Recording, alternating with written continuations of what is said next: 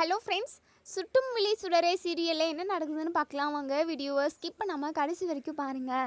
நம்ம சுடர் ரெகுலராக நம்ம கேப்டன் அதாவது வெற்றி கூட ஸ்கூலுக்கு போகிறத இங்கே நம்ம அபி வந்து பார்த்துடுறாங்க. என்ன சுடர் இந்த வெற்றி கூட பேசிக்கிட்டு தான் இருக்காளா அப்படின்னு சொல்லிட்டு இங்கே நம்ம சுடர் இருந்துட்டு, என்ன கேப்டன் ரொம்ப லேட்டாக வந்திருக்கீங்க? சாரிடா சுடர், சரி நீ பைக்கில் ஏறி உட்காரு, நான் ஹெல்மெட் போட்டு விடுறேன் உனக்கு அப்படின்னு சொல்லிட்டு உடனே இங்கே நம்ம அபி வந்து முன்னாடி நிற்கிறாங்க. அபியை பார்த்த சுடரும் சரி நம்ம வெற்றியும் சரி பயங்கரமாக ஷாக் ஆகுறாங்க. உடனே பயங்கர கோவமாக வெற்றிக்கிட்ட, இங்கே பாரு உனக்கு அம்புடு தான் மரியாதை, இங்கே பாரு எங்கள் வீட்டு ஆளுங்க கூட எங்கள் வீட்டு பிள்ளைங்க கூட இனிமேல் எங்கேயாவது பேசுகிறத பார்த்தேன் அம்புடு தான், என்ன நடக்கும்னு எனக்கே தெரியாது, உனக்கு இதுவே ஃபஸ்ட் அண்ட் லாஸ்ட்டு வார்னிங் அப்படின்னு சொல்லிட்டு இங்கே நம்ம அதாவது அபி வந்து சுடரை கையை பிடிச்சி தருன்னு வீட்டுக்கே கூட்டிகிட்டு போயிடுறாங்க. ஸ்கூலுக்கு கூட கூட்டிகிட்டு வரல, வீட்டுக்கு கூட்டிகிட்டு வந்துட்டு பயங்கரமாக கோவப்படுறாங்க.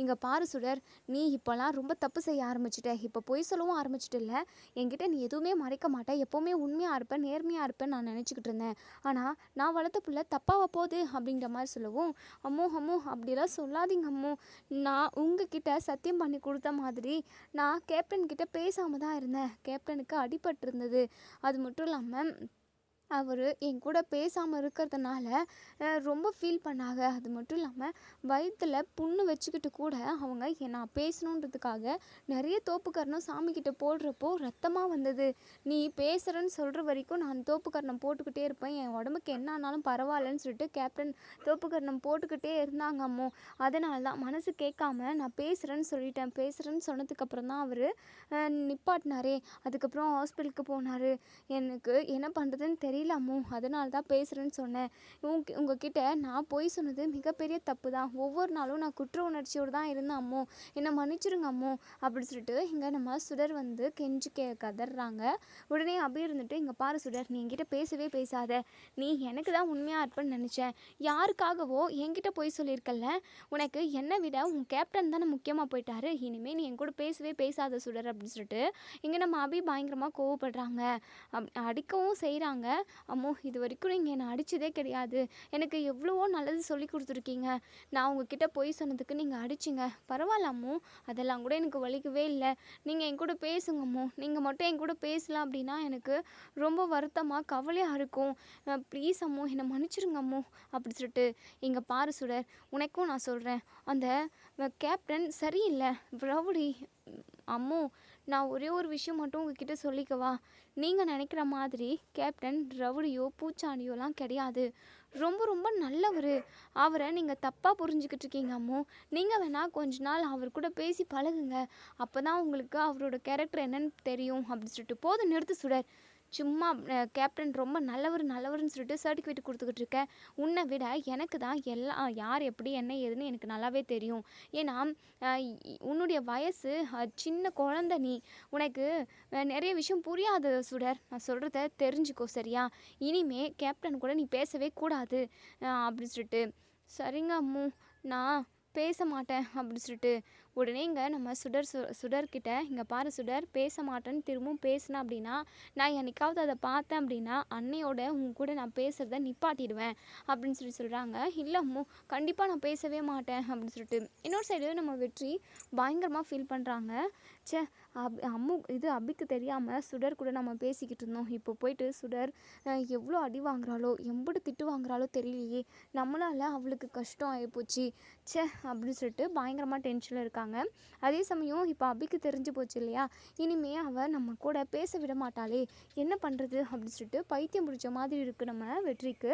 ஸோ சுடர் தான் நம்ம வெற்றியோட உலகம் எல்லாமே, சுடருக்காக நிறைய விஷயத்த நம்ம வெற்றி வந்து மாற்றிக்கிட்டாரு.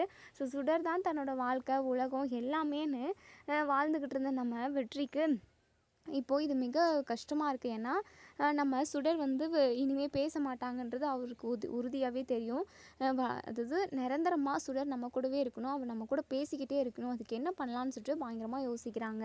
அதுக்கப்புறம் அவங்க ஃப்ரெண்டுக்கு புலிக்குட்டிக்கு கால் பண்ணி விஷயத்த சொல்கிறாங்க.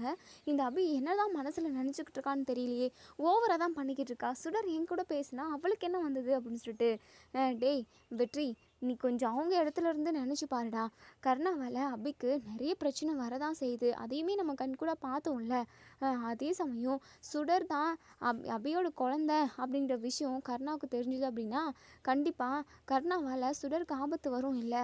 அவங்க இடத்துலேருந்து யோசிச்சு பார்த்தா கொஞ்சம் பயம் தானே. நீயும் கருணாவும் ரொம்ப க்ளோஸு.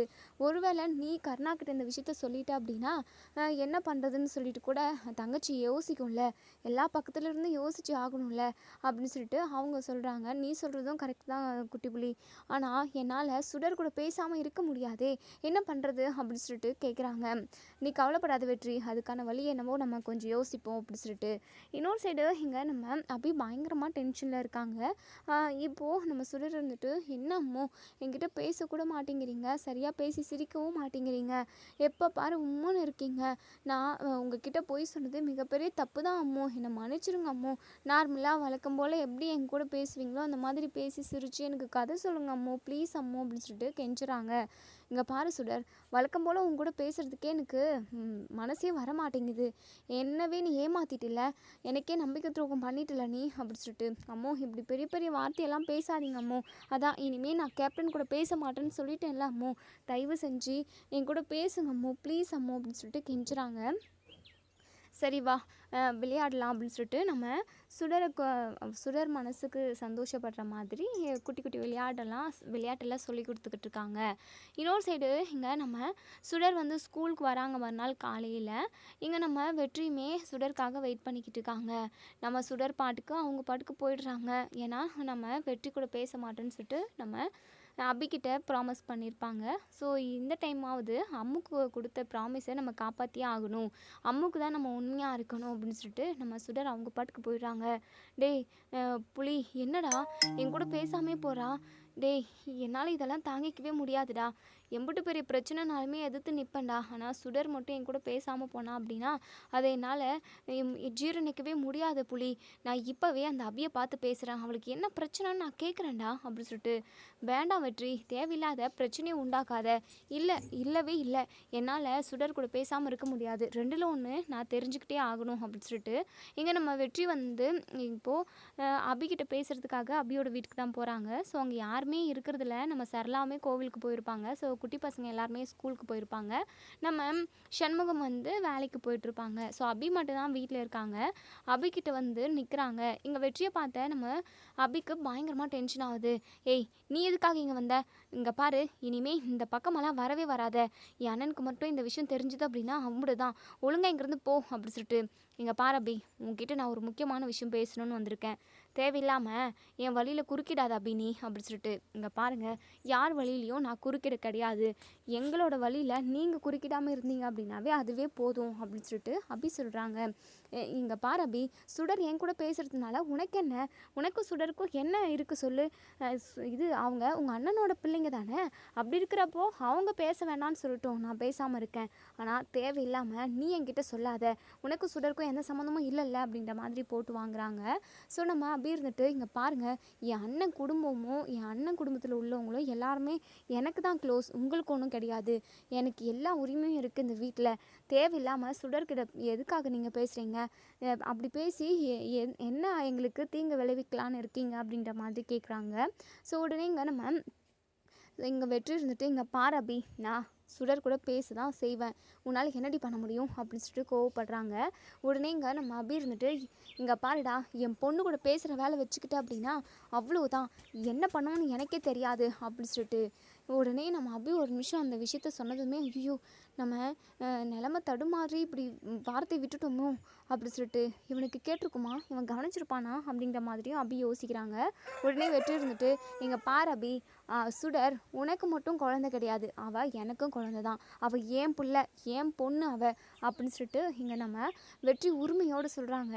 ஸோ வெற்றி இப்படி ஒரு வார்த்தை சொன்னதை கேட்டேங்க நம்ம அபி பயங்கரமாக ஷாக் ஆகுறாங்க, வாய் மேலே கை வைக்கிறாங்க.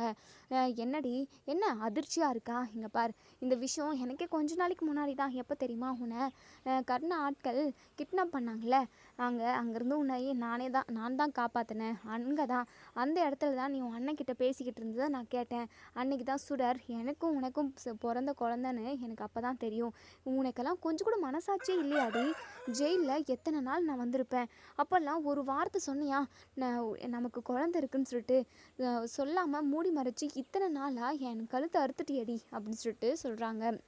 இங்கே பாரு, யாரோட கழுத்தையும் நான் அறுக்க கிடையாது.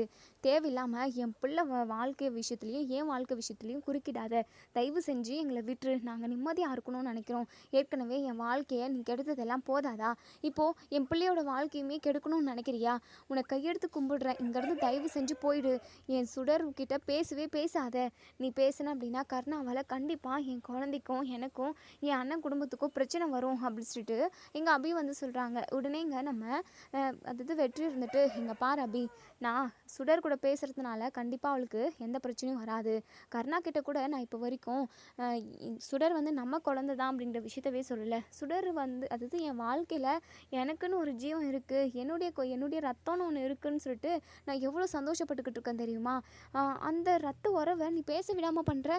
இங்கே பார், சுடர் கூட பேசாமல் என்னால் இருக்கவே முடியாது. அதே சமயம் 100% என்னால் சுடருக்கு எந்த பிரச்சனையும் வரவும் வராது.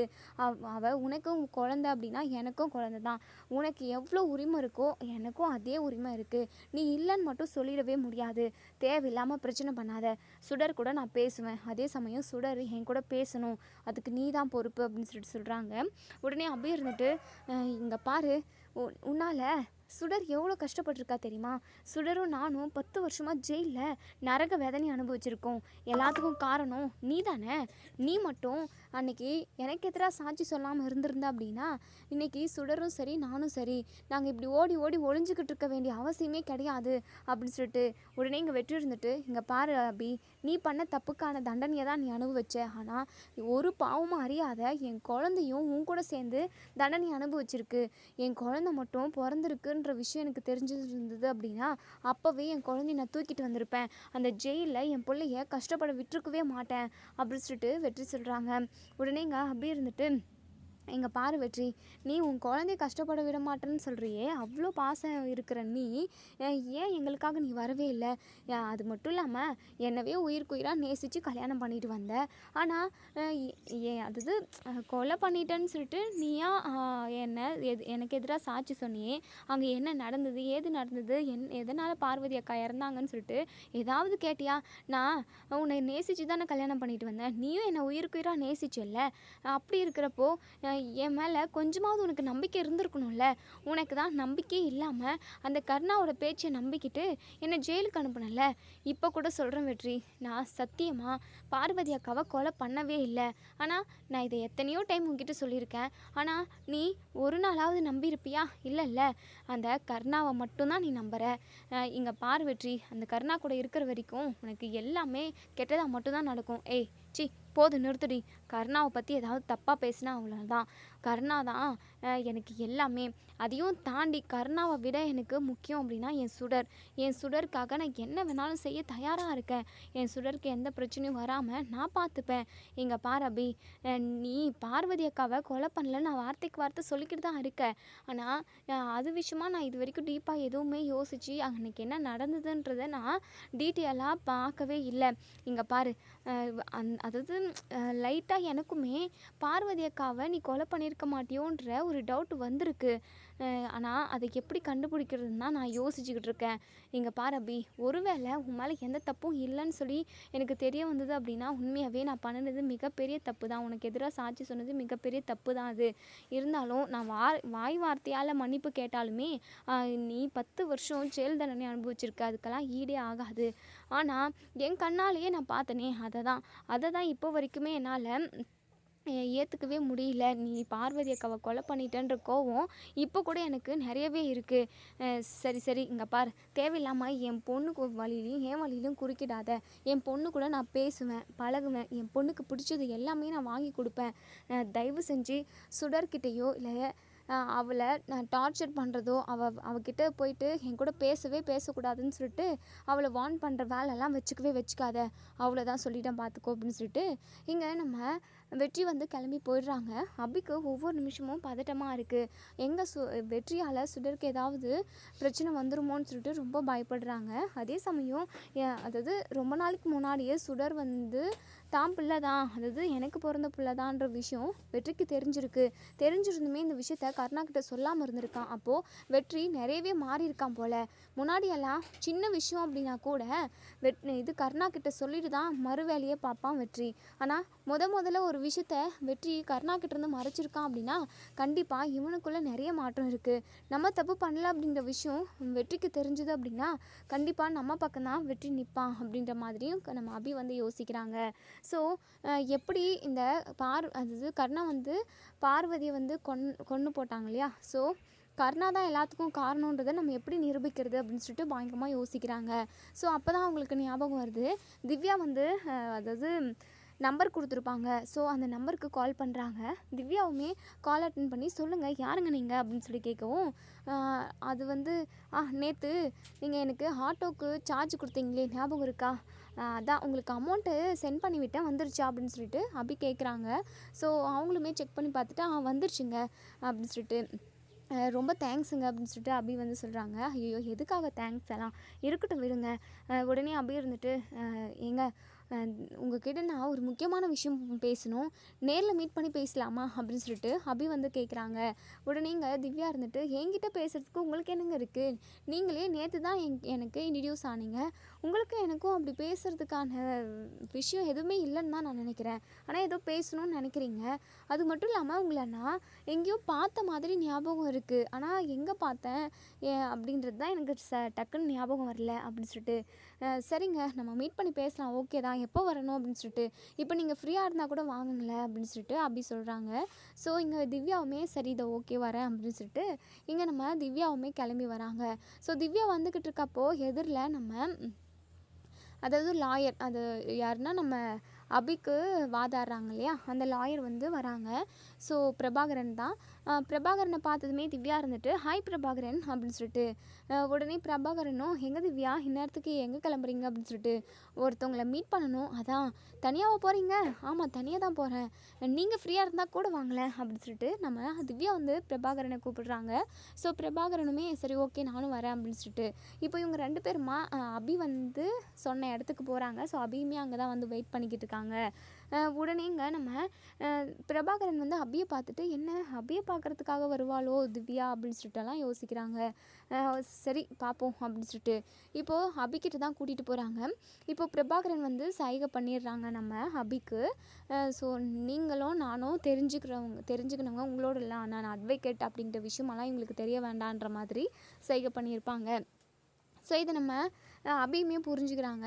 வாங்க திவ்யா உட்காருங்க அப்படின்னு சொல்லிட்டு அபிக்கு சொல்கிறாங்க. சரிங்க ஏதோ ஒரு முக்கியமான விஷயம் பேசணும்னு சொல்லிட்டு நீங்கள் வர சொன்னீங்க, அதான் வந்தேன். என்னங்க விஷயம், எதுவாக இருந்தாலும் கொஞ்சம் சீக்கிரமாக சொல்லுங்கள், எனக்கு நிறைய ஒர்க் இருக்குது அப்படின்னு சொல்லிட்டு திவ்யா சொல்லவும் உடனே அபி இருந்துட்டு ஒரு மாதிரி தயங்குறாங்க, எப்படி இந்த விஷயத்த ஸ்டார்ட் பண்ணுறது அப்படின்னு சொல்லிட்டு. ஏன்னா நம்ம திவ்யா வந்து கருணா மேலே நிறைய மதிப்பும் மரியாதையும் வச்சுருப்பாங்க. ஏன்னா தன்னோட அண்ணன், அது மட்டும் இல்லாமல் அப்பா அம்மா இறந்ததுக்கப்புறம் எல்லாமே கருணா தான் நம்ம திவ்யாவுக்கு ஸ்பான்சர் பண்ணாங்க. அவ்வளோ பாசமாக இருப்பாங்க நம்ம கருணாகரன் வந்து திவ்யா மேலே. ஸோ திவ்யாவுக்குமே அதே அளவுக்கு பாசம் இருக்குது. ஸோ அப்படி இருக்கிறப்போ நம்ம அபி வந்து சொல்ல போகிற விஷயத்த திவ்யா வந்து எப்படி எடுத்துப்பாங்க அப்படின்ற ஒரு யோசனை தான் இங்கே நம்ம அபிக்கு.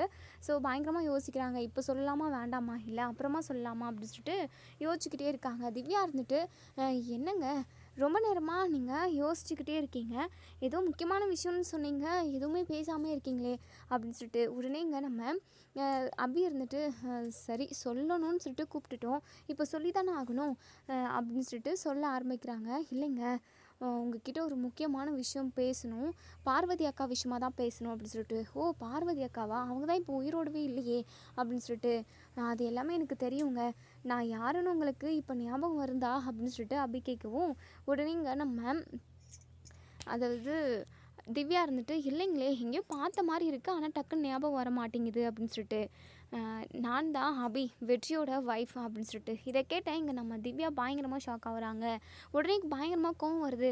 ஏங்க உங்களால் தான் பார்வதி அக்கா இன்னைக்கு இல்லாமல் போனாங்க, வாழ வேண்டிய வயசில் அநியாயமாக அவங்க போய் சேர்ந்துட்டாங்க, அதுக்கு காரணம் நீங்கள் தானே, கொஞ்சம் கூட மனசாட்சியே இல்லாமல் அவங்கள கத்தியால் கொண்டு போட்டிருக்கீங்க, உங்களை மாதிரி ஒரு பொண்ணு கூடவா நான் பேசினேன், உங்களுக்கா நான் நேற்று ஹெல்ப் பண்ணேன் அப்படிங்கிற மாதிரியெல்லாம் திவ்யா பயங்கரமாக கோவப்படுறாங்க.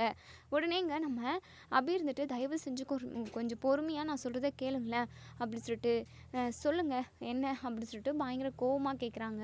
நம்ம அப்படியே இருந்துட்டு அன்றைக்கி நடந்த விஷயத்த எல்லாத்தையுமே லைனாக சொல்கிறாங்க. ஸோ எல்லாத்துக்கும் காரணம் கருணா தான். அதுக்கான ஆதாரம் அவங்க வீட்டிலே இருக்குன்னு எனக்கு தோணிக்கிட்டே இருக்குது. பார்வதி அக்கா ரூமில் ஏதாவது ஒரு எவிடன்ஸ் கிடைக்குமோன்னு என் உள் மனசு தோணிக்கிட்டே இருக்குது. தயவு செஞ்சு எனக்காக இல்லைனாலுமே பார்வதி அக்காக்காக நீங்கள் அவங்க ரூமை செக் பண்ணி பார்க்க முடியுமா? அவங்க ரூமில் ஏதாவது ஒரு எவிடன்ஸ் கிடைக்குதான்னு பார்க்க முடியுமா அப்படின்னு சொல்லிட்டு உடனே திவ்யா பயங்கரமாக கோவப்படுறாங்க. என்னங்க நீங்கள் என் அண்ணனோட ஒய்ஃபை கொலை பண்ணுவாங்களா? இப்படி அநியாயமாக பேசுகிறீங்க அப்படின்னு சொல்லிட்டு உடனே இங்கே நம்ம பிரபாகரன் இருந்துட்டு இங்கே பாருங்கள் திவ்யா, அவங்க சொல்கிறதுலையுமே ஒரு பாயிண்ட் இருக்குன்னு எனக்கு தோணுது. ஏன்னா சில டைமில் நான் கூட நிறைய டைம் யோசிச்சுருக்கேன். அதாவது அதாவது கருணா கிட்ட ஏதோ ஒரு தப்பு இருக்குது, அவர் ஏதோ ஒரு மிகப்பெரிய விஷயத்த மறைக்கிறாருன்னு சொல்லிட்டு. ஆனால் இது வரைக்கும் யாருக்கிட்டையும் சொன்னதில்லை. இங்கே பாருங்கள் திவ்யா, இந்த விஷயத்த நீங்களுமே வீட்டில் வந்து லீக் அவுட் பண்ணாதீங்க. அவங்க சொன்ன மாதிரி நீங்கள் திவ்யா அதாவது பார்வதி அவங்க ரூமில் போயிட்டு பாருங்கள், ஏதாவது எவிடன்ஸ் கிடைக்குதான்னு சொல்லிட்டு. அது எப்படிங்க கொலை பண்ணவங்க இங்கே இருக்காங்க, என்னன்னா கொலை பண்ணிச்சு, அதுக்கான ஆதாரம் அங்கே இருக்குதுன்னு சொல்லிட்டு இவங்க சொல்கிறாங்க. இது எப்படிங்க நான் நம்புறது அப்படின்னு சொல்லிட்டு உடனே இங்கே பிரபாகரன் இருந்துட்டு அவங்கள நம்பாதங்கம்மா, அது நம்பாத திவ்யா, என்ன நம்பு அப்படின்னு சொல்லிட்டு சொல்கிறாங்க. சரி உங்களுக்காக நான் செக் பண்ணி பார்க்குறேன் அப்படின்னு சொல்லிட்டு இங்கே நம்ம திவ்யா வந்து கிளம்பி போயிடுறாங்க. ஸோ பயங்கரமாக யோசனையாகவே போகிறாங்க. பார்வதி அக்காவை கொன்னவங்க கூட தான் நம்ம பேசிக்கிட்டு இருக்கோமா? ஐயோ ஒருவேளை நம்மளையும் கொண்டு போட்டிருந்தா? இல்லை நம்மளாம் சும்மாவே விட்டுருக்க மாட்டோம், நம்ம தான் தைரியமான பொண்ணாச்சே அப்படின்னு சொல்லிட்டு இப்போது சரி அவங்க சொன்னதுலையுமே ஏதாவது ஒரு உண்மை இருந்தால் அப்படின்னு சொல்லிட்டு இங்கே நம்ம திவ்யா வந்து பார்வதியோட ரூமுக்கு போகிறாங்க. ஸோ பெட்டு பீரோன்னு சொல்லிட்டு எல்லா இடத்துலையுமே தேடி பார்க்குறாங்க. எதுவுமே இல்லையே. ஒருவேளை பார்வதி அக்கா டைரியெல்லாம் யூஸ் பண்ணுவாங்களோ? ஒரு நாள் நம்ம வந்தப்போ கூட டைரியில் ஏதோ எழுதிக்கிட்டு இருந்தாங்க. ஸோ கண்டிப்பாக அவங்க டைரியில் ஏதாவது எழுதி வச்சுருப்பாங்களான்னு பார்ப்போம் அப்படின்னு சொல்லிட்டு ட்ராவை ஓப்பன் பண்ணுறாங்க. ஸோ ட்ராவில் தான் ஒரு பச்சை கலர் டைரி இருக்குது. ஸோ அதை ஓப்பன் பண்ணி பார்க்கவும் ஃபஸ்ட்டு பேஜில் வந்து மகேஷை பற்றின விஷயமா எழுதி வச்சுருப்பாங்க. ஸோ செகண்ட் பேஜில் வேறு என்னமோ எழுதி வச்சுருப்பாங்க. ஸோ தேர்ட் பேஜில் தான் கர்ணா வந்து விஷம் வச்சு தான் நம்ம பார்வதியை வந்து கொன்று இருப்பாங்க. ஸோ அந்த விஷயத்த எல்லாத்தையுமே இங்கே நம்ம பார்வதி வந்து எழுதி வச்சுருக்காங்க. என் புருஷனே, என்னை தொட்டு தாலி கட்டின புருஷனே என்னை கொன்னுட்டான், அதுவும் ரொம்பவே கேவலமான ரீசனுக்காக, என்னுடைய தங்கச்சியை அடையணுன்றதுனால அவன் என்னை கொன்னுட்டான் அப்படின்னு சொல்லிட்டு அதில் டீட்டெயிலாகவே எழுதி வச்சுருப்பாங்க. ஸோ அதை படித்து எங்கள் திவ்யா பயங்கரமாக ஷாக் ஆகுறாங்க. அபி சொன்னது உண்மைதான். அப்போது கர்ணா தான் கொலை பண்ணிவிட்டு அந்த பழியை அபி மேலே போட்டாங்களா? 10 வருஷமாக ஜெயில் தண்டனையை அனுபவிச்சுக்கிட்டு இருக்காங்களா அப்படி சொல்லிட்டு பயங்கரமாக ஷாக் ஆகுறாங்க. அது மட்டும் இல்லாமல் கட்டின பொண்டாட்டியவே கொலை பண்ணுற அளவுக்கு கர்ணா ரொம்ப மோசமானவரா? ஆனால் அப்போது நம்மளை படிக்க வச்சுக்கிட்டு இருக்காரே, நமக்கு எல்லாமே நல்லது தானே செஞ்சுக்கிட்டு இருக்காரு அப்படின்னு சொல்லிட்டு பயங்கரமாக யோசிக்கிறாங்க. அப்படி யோசிக்கிறப்ப தான் அவங்களுக்கு ஒரு பாயிண்ட் வருது. அதாவது தன்னோட பொண்டாட்டியை விட இன்னொருத்தவங்க அழகாக இருந்தாங்க அப்படின்னா, அவங்க மேலே அஃபெக்ஷன் ஆச்சு அப்படின்னா, அவங்களுக்காக தன்னோட பொண்டாட்டியை கூட கொண்டு போடுற அளவுக்கு இந்த ஆம்பளை ஜென்மங்கள் இருக்க தான் செய்கிறாங்க. கர்ணன் அவன் நினச்சா அவமானமாக இருக்குது, அசிங்கமாக இருக்குது, இப்படிப்பட்ட ஒரு மிருகம் நம்ம எங்கேயுமே பார்த்தது இல்லையே அப்படி சொல்லிட்டு பயங்கரமாக டென்ஷன் ஆகுறாங்க நம்ம திவ்யா. ஸோ இந்த விஷயத்த யார்கிட்ட சொல்கிறது, என்ன பண்ணுறதுன்னு தெரியாமல் முழிக்கிறாங்க. சரி இதை வெற்றிக்கிட்ட சொன்னால் தான் கரெக்டாக இருக்கும். வெற்றி கர்ணாவண்ணாக்காக உயிரவே கொடுத்துருக்கான். ஆனால் அந்த கர்ணாண்ணா கொஞ்சம் கூட மனசாட்சியே இல்லாமல் வெற்றியோட ஒய்ஃப் மேலேயே பழியை போட்டு உள்ளே தள்ளியிருக்காங்க. வெற்றியையும் அபியையும் நிரந்தரமாக பிரித்து வச்சுருக்காங்க.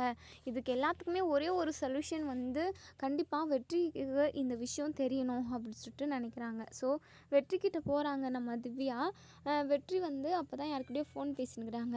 வெற்றி உங்ககிட்ட ஒரு முக்கியமான விஷயம் பேசணும் வெற்றி அப்படின்னு சொல்லிட்டு, இதோ ஒரே நிமிஷம் திவ்யா வந்துடுறேன் அப்படின்னு சொல்லிட்டு ஃபோன் பேசிக்கிட்டு இருக்காங்க. ஸோ ஃபோன் பேசி முடிச்சுட்டு வராங்க. சொல்லு திவ்யா, என்ன விஷயம், ஏன் உன் முகமெல்லாம் ஒரு மாதிரி இருக்குது, ஏன் இம்புட்டு பதட்டமாக இருக்குது அப்படின்னு சொல்லி கேட்கவும், அது வந்து வெற்றி, இந்த விஷயத்த நான் உங்ககிட்ட எப்படி சொல்கிறதுனே தெரியல, ஐயோ நான் என்ன பண்ணுறதுனே தெரியல அப்படின்னு சொல்லிட்டு அப்படியே குழம்புறாங்க. என்னாச்சு திவ்யா, ஏன் இவ்வளோ தடுமாற்றமாக நீ பேசிக்கிட்டு இருக்க, சொல்லு திவ்யா என்னாச்சுன்னு சொல்லு அப்படின்னு சொல்லிட்டு உடனே இங்கே நம்ம திவ்யா இருந்துட்டு, அது வந்து கர்ணா நீ நினைக்கிற மாதிரி ரொம்ப நல்லவரெல்லாம் கிடையாது, அவர் ரொம்ப ரொம்ப மோசமானவர் வெற்றி அப்படி சொல்லிட்டு. என்ன திவ்யா பேசுகிற, கர்ணாவை பற்றிய தப்பாக பேசுகிற, கர்ணாவை மாதிரி இந்த உலகத்தில் யாருமே நல்லவங்க இருக்கவே மாட்டாங்க. கர்ணா எனக்கு வாழ்க்கை கொடுத்தவன், கர்ணாவால் தான் இன்றைக்கி நான் ஒரு நல்ல மனுஷனாகவும் நல்லவனாகவும் நான் இங்கே இருக்கேன் அப்படின்ற மாதிரி சொல்லவும், ஐயோ வெற்றி, நான் என்ன சொல்லி புரிய வைக்குவேன், சரி வா நீ பார்வதி அக்கா ரூமுக்கு வா அப்படின்னு சொல்லிட்டு அந்த டைரியை காட்டுறதுக்காக கூட்டிகிட்டு போகிறாங்க. ஸோ இதோட இன்டர்வியூ முடித்ததுக்கப்புறம் என்ன நடக்கும் சொல்லி வெயிட் பண்ணி பார்ப்போம் ஃப்ரெண்ட்ஸ். வீடியோ பிடிச்சிருந்தா லைக் பண்ணி கமெண்ட் பண்ணி தெரிவிங்க. நம்ம வெற்றிக்கு இந்த விஷயம் தெரிஞ்சால் வெற்றி என்ன பண்ணுவார் அப்படின்றத நம்ம வரப்போகிற எபிசோடில் வெயிட் பண்ணி பார்ப்போம். தேங்க்யூ.